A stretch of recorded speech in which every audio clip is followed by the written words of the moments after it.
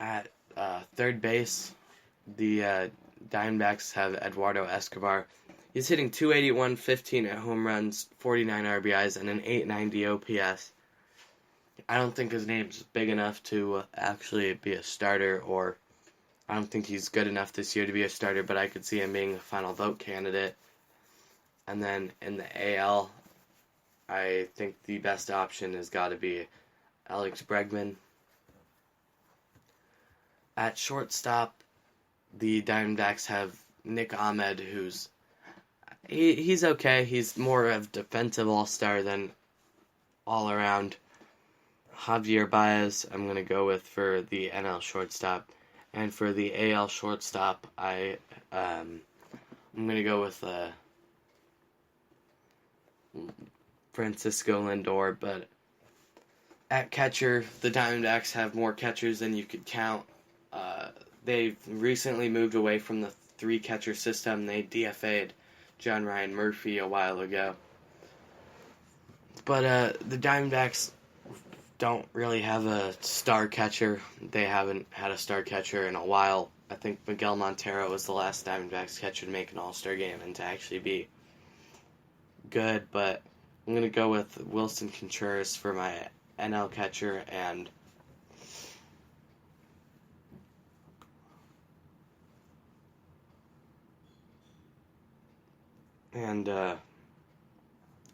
I guess Gary Sanchez for AL. Catcher's a really weak position.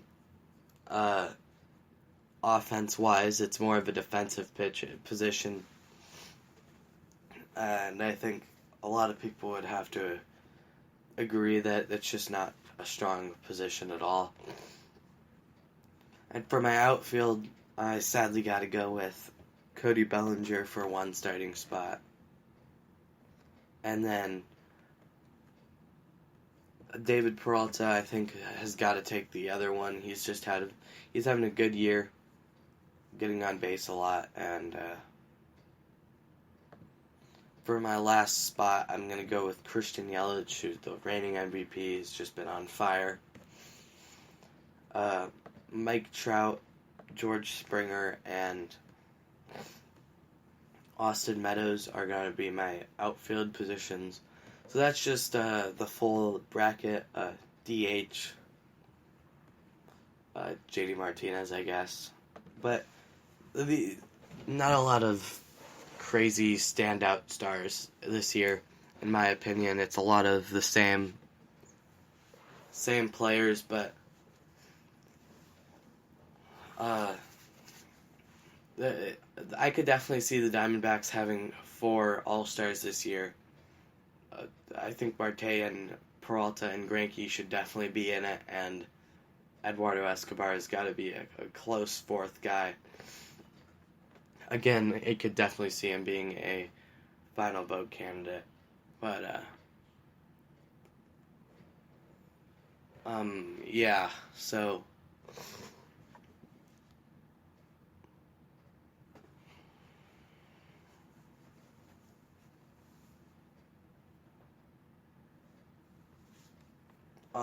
and I think I mentioned this already earlier today, but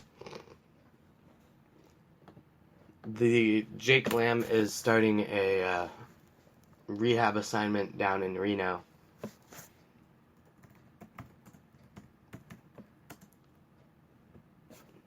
Hopefully he can come back up soon and help us out in the push for not a terrible draft pick. Honestly, I feel like if you're not going to make the playoffs, I'd rather be the worst team in the league than be the second best.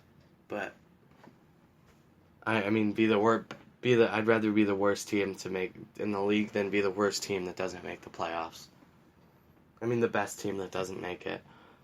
Currently, our IL is pretty extensive. Just gonna start off, just go down the list.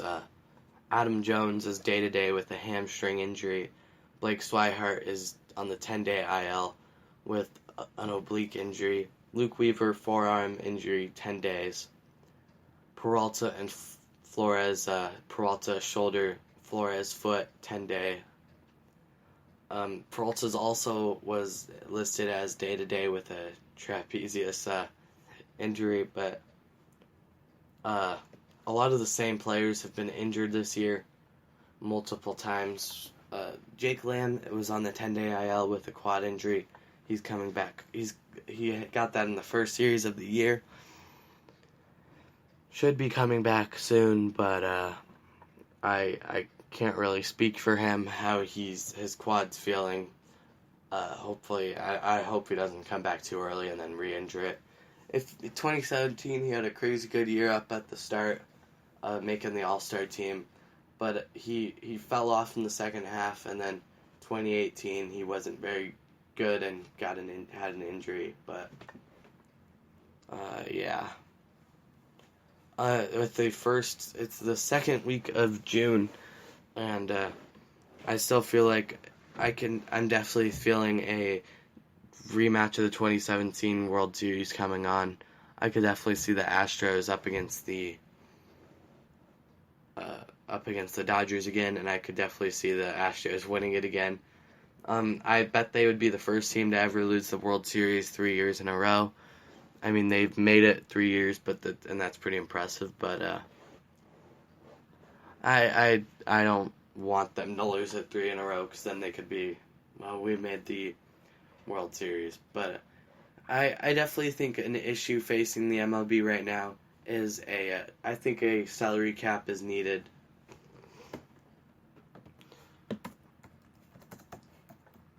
I can definitely don't know why why the MLB is one of the only sports that doesn't have the salary cap.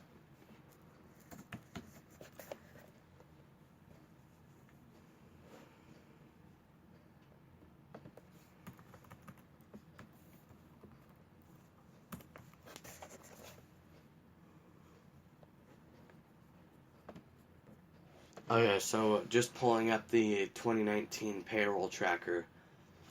The Red Sox, Cubs, Yankees, Dodgers, and Giants in that order of payroll.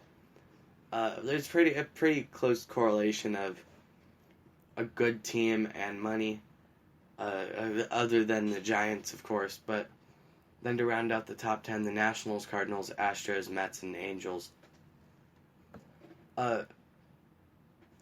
It's kind of crazy to see that teams should not be having 44 wins this early in the season, and the 4 and 8 teams already have that. The number 4 and 8 team already reached that mark, but it doesn't really make sense. I feel like the league would be a lot more competitive. No teams would be making the World Series back-to-back years. If they just had a salary cap to limit the amount of money people can have.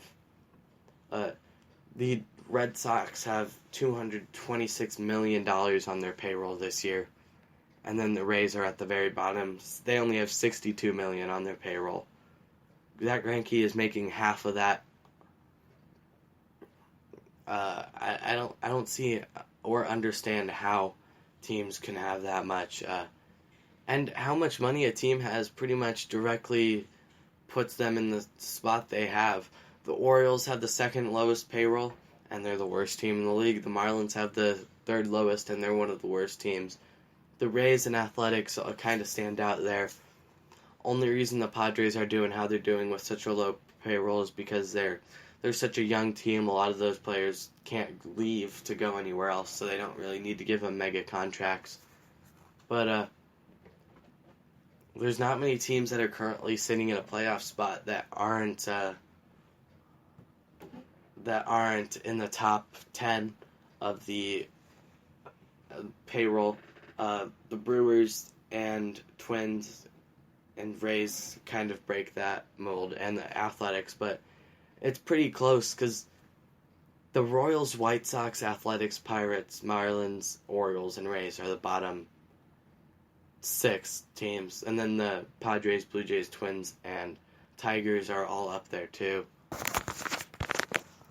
But I don't understand how teams can see, because teams in the MLB pretty much do buy championships.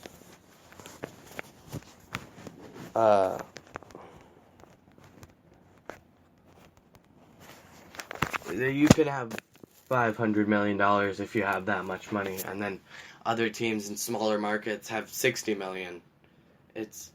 Or not 500 million, but 200 million, and then smaller market teams have. The Diamondbacks signed Greinke for $35 million a year. Their payroll's at $124 million. They're paying a quarter of their payroll to one player. I don't understand how that's possible or anything like that, but I feel like it would make a lot of sense to add in a salary cap.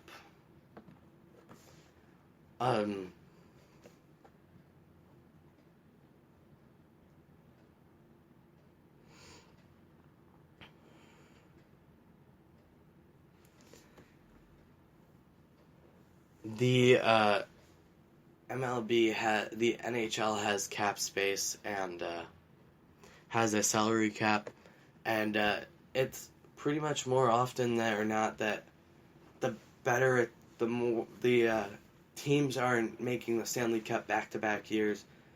A lot of teams have been good for a long time, but they're not just making Stanley Cup 3 years in a row, getting 5 championships in 15 years. There's definitely things that could go wrong with the salary cap, and of course you can't always blame this money on everything, but a lot of teams have bad stadiums that no one wants to play in, there's a lot of other things like that matter. But I don't know. I think a salary cap would be a good change in the MLB if they're trying to make it more entertaining and closer games.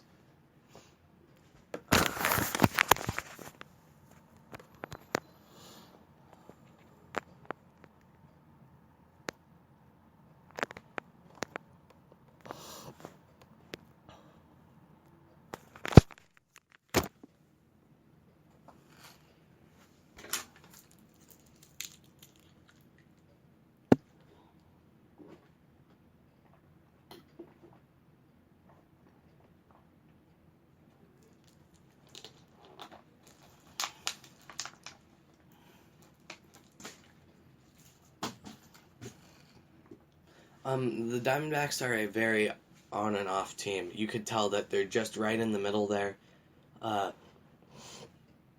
Against good teams, they can't win. They win maybe 1 out of the 4 3-game series, but with a bad team, they're winning almost every series against bad teams, unless they're on a skid, and they just can't do it. Sometimes they even manage to sweep a good team and then lose a series to a bad team. Doesn't really make much sense at all. But yeah, hopefully the Diamondbacks can figure it out. I think their bullpen needs help. If the front office isn't planning on pushing for the postseason, then they should definitely trade off some of their better assets. Greinke, I definitely could see getting traded. Robbie Ray is in his last year of his contract. I could see him getting traded, not for much, because how he's been struggling. Archie Bradley, I feel like he's not working out here. He gives up 3 runs in almost every appearance. He's just he's just not doing well. Pretty much our whole bullpen is struggling, and I don't think we're going to be pushing, but if they are, then they definitely need to sign someone. Another crazy thing that happened this week is with teams not losing draft picks anymore. Craig Kimbrell and Dallas Keuchel both got picked up. Dallas Keuchel is actually making a start in Single A for the Rome Braves. But just a quick look at their contracts. Let me check.